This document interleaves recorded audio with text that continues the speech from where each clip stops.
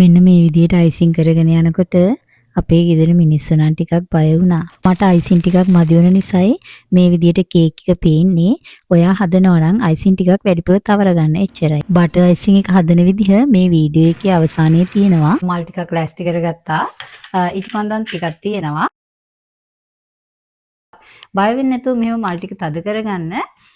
ප්‍රශ්නයක් වුණොත් පාවිච්චි කරන්න අයිසිං ටිකකුත් තියාගන්න. මම දැක්ක සමහරක් අය මෙතනට උඩට පළතුරු දානවා. මට හිතෙන මල් වලට වැඩිය පළතුරු ටිකක් දැම්මනම් ලස්සනයි කියලාත්. පවුලේ කට්ටිය ලස්සනයි කියලා මූණට කිව්වේ නැතත් හිත යටින් සතුටු වෙයි. ඔයාට අවශ්‍ය නම් මේ වගේ දෙයක් කඩේකින් ඕඩර් කරලා ගන්න පුළුවන්.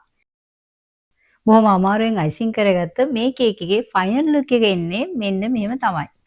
Thank you so much. Butter grams 300යි අයිසිං සීනි 600යි ප්‍රමාණය අනුව හැම වෙලාවෙම 1:2 අනුපාතයෙන් මැනගන්න. බටර් එක සුදු පාට වෙනකම් බීට් කරලා පිටි ටික ටික එකතු කරගන්න. උකු වැඩි නම් කිරි ටිකක් දාගන්න. මගේ පේජ් එකේ ලස්සනට කේක් හදන්න දන්න කට්ටිය ඉන්නවා.